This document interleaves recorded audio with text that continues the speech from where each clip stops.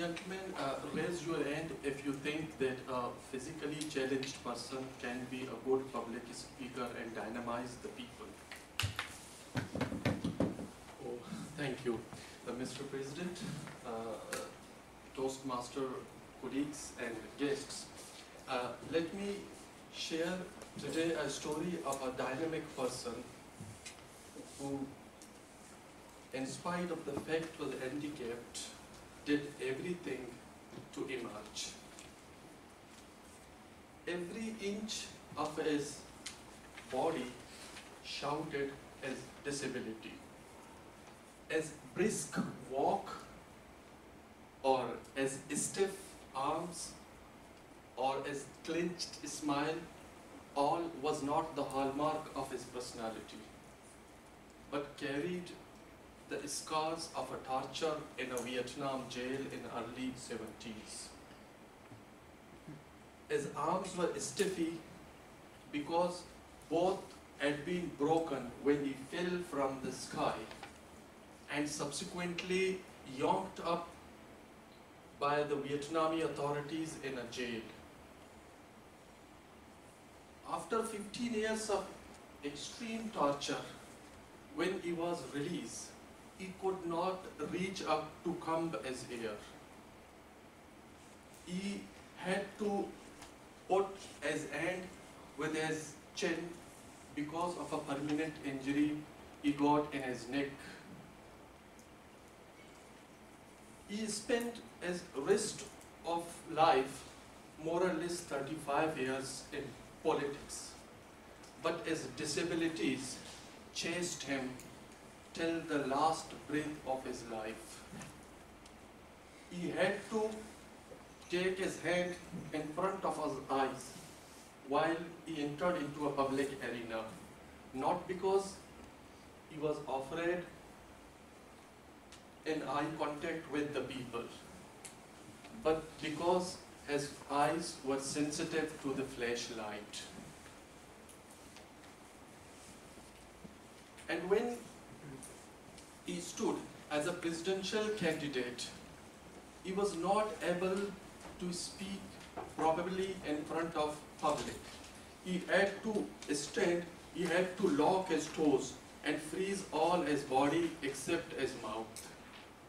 He could not raise his hand above his head and stretched his shoulder to wave back his audience. And he could not point towards the audience through his palm, and he always used a single finger. Now all of us know that this single finger is a symbol of aggressiveness. Those people who are in my age are slightly younger, like T.M. Samir and Dr. O'Neill, vividly remembered Bill Clinton when he said, "I did not have a sexual relationship with that girl." Now, to our utters, last year, a brain cancer was diagnosed by doctors, which really, literally freed his tongue and tested as metal. Now you probably guess it right. He was none other than John McCain, a US Navy pilot, a senator, as a presidential candidate. Remember, recently, the current American president, Donald Trump, was mocked.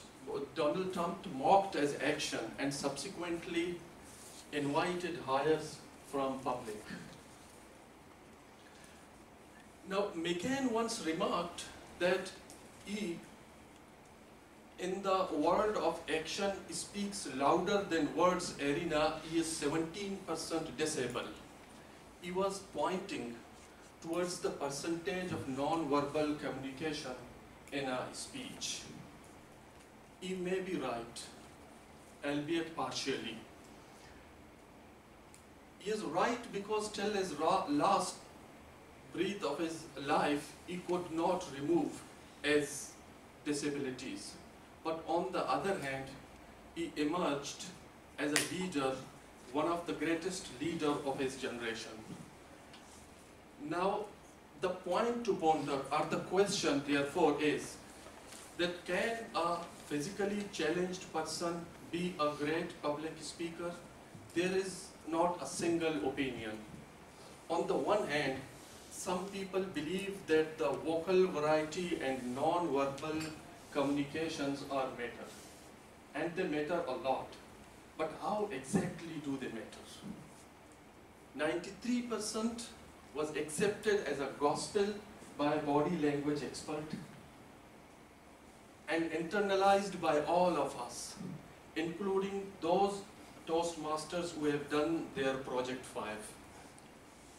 On the other hand, there is a school of thought who believes that the body gestures or vocal variety are just means and not the end of the issue.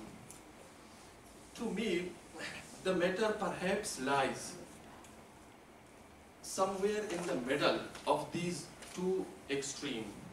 As John McCain taught us that even a physically challenged person can be a leader.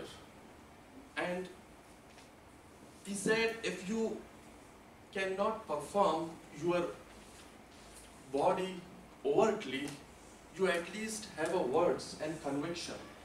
Words, if used properly, can also have their impact on audience. McCain also taught us that the key to a successful public speaker is to focus on his strength as opposed to worrying about their weaknesses. That is what precisely McCain did. That is exactly what made McCain a great politician. Over to you.